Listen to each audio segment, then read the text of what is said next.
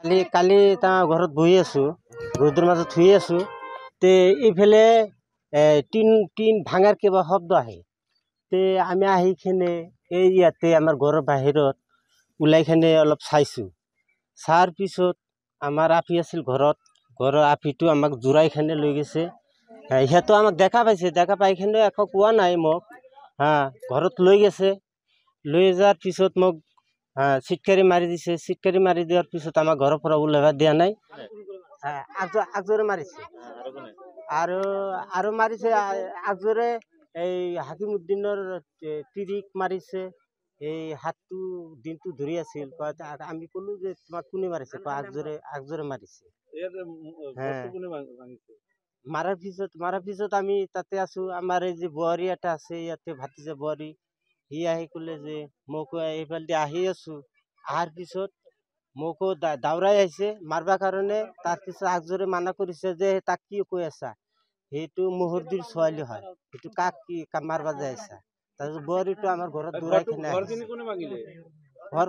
ঘৰখন ভাঙিছে, আগজোৰে ভাঙিছে আৰু আগজোৰৰ ল'ৰা আছে কেইটামান, আৰু তাহেৰ আছে, হাসমুত আছে। ইয়াতে ৰাইজৰ সমকে মিলি এটা মক্তব ঘৰ উঠাইছিল। মক্তব ঘৰ উঠাৰ পিছত ৰাইজৰ মাটি আছিল। আজগৰ আহি যেতিয়া আমাক মানা কৰিল যে ঘৰটো নাভাঙে, পুলিচ আহি মানা কৰাৰ পিছত আমি বাকী কাম কৰা নাই, বাকী কাম বাকী ৰাখিছিলোঁ। পিছত কালি আকৌ আজি আজগৰে গুণ্ডা বাহি লৈ আহি আমাৰ ঘৰটো, ৰাইজৰ ঘৰটো ভাঙি দিলে। আৰু বহুত নাটি ঠেঙা চোকা লৈ আহি আমাৰ ইয়াত সৰু সৰু বাচ্চা ছোৱালী বিলাকো ধমকাইছে আৰু 2জন মানুহক মাৰি থৈ মক্তব ঘৰটো ভাঙি ফেলে চুৰমাৰ কৰি থৈ গুচি গ'ল। ক'ত থৈ গৈছে? সেই পাগাৰৰ মক্তব ঘৰৰ কাষত পাগাৰ আছে, পাগাৰৰ তলত ডুবাই থৈ দিছে। মাটিটো চৰকাৰী মাটি, খাস মাটি। তাতে মাটি আছে 2 বিঘা 16 নেচা। আমি সরকারি মাটিতে মক্তব ঘর উঠেছি। আগতে বহুত আগতে, আমার আজির পৰা ধরক 40 বছর আগতে স্কুল এটা আছিল। সেই স্কুল গুচি যাওয়ার পিছত আমি রাজুয়া মাটি রাজুয়ার ভাবে আছে। আর 4 বছর ধরে আমি এটি মক্তবর কাম কৰি আছি। আজগৰে এতিয়া মাটিটো আজগৰেৰ লাগে। আজগৰেৰ মাটিটো হল ইপিনে এই সৰকাৰি মাটিৰ পিছফালে আছে বেলেগ মানুহৰ মেদি মাটি, তাৰ পিছত আছে কবৰস্থান 1 বিঘা, তাৰ পিছত হল আজগৰৰ মাটি। সেই আজগৰে সেই দুটা পাট্টাই পাইলি ফালে আহি সেই খাসটো দখল কৰিবৰ কাৰণে চেষ্টা কৰি আছে। আমি ৰাইজসকল মিলি যিমান সিহঁতক বাধা কৰিছো, সিহঁতে বাধা দিয়া মানা নাই। আৰু বহুত টকা পইচা দি গুণ্ডা ভাড়া কৰি আনি কালি এনেকে উৎপাত কৰি থৈ গৈছে।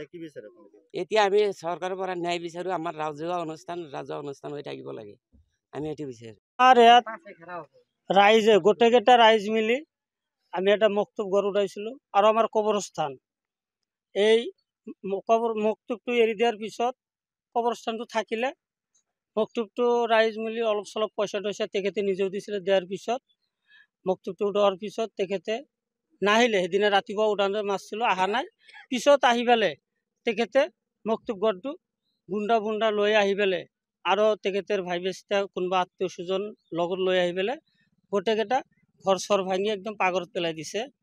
এইটো গোটেই ৰাইজে আপোনালোকেও আইছে যদি চাই লওক এইটো। আৰু কবৰস্থানৰ যিটো মাটি, সেই কবৰস্থানৰ মাটিটো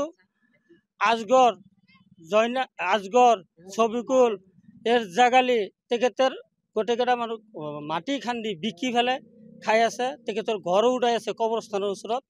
মক্তবটোতো সেনেকুৱা গুণ্ডা বাহিনী দিছে আৰু কবৰস্থানৰ মাটিটো গাঁটা খান্দি বিকি আছে। যিটো মাটি লৈ পেলি একচুৱেলি আগৰ ৰাজহুৱা মাটি আছিল, স্কুলৰ অনুষ্ঠানৰ মাটি, আগৰ পৰাই ৰাজহুৱা মাটি। কিন্তু মাজত নদী ভাঙি যোৱাৰ পিছত, গৰাখহনীয়া লৈ যোৱাৰ পিছত, মাটি উঠাৰ পিছত কেইদিনমান তেখেতে খাইছিলে। আকৌ তেখেতে নিজেই দিছে এবং আমাৰ তাতে তথ্যও আছে। কিন্তু এতিয়া মানে গুণ্ডা বাহিনী লৈ পেলাই অলপ দাদাগিৰি দেখাই আছে।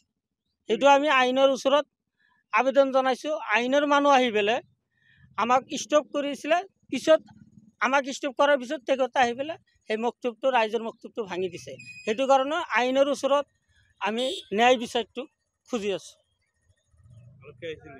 আৰক্ষী আজি আহিছিলে, কিন্তু তেখেতক আমি কৈছোঁ, কিন্তু আৰক্ষীৰো অলপ আমাৰ সন্দেহ হৈছে কাৰণ তেখেতে আমাক ষ্টপিজ কৰা বেলে কিয় ঘৰটো তেখেতক দি ভাঙালে আমাৰ সেইটো অলপ আমাৰ আইচি বালুগুৰি আইচি ছাৰৰ ওপৰত সন্দেহ হৈছে অলপ যিকোনো খবৰৰ বাবে যোগাযোগ কৰক 7099017330 লগতে 7099017110 নম্বৰত।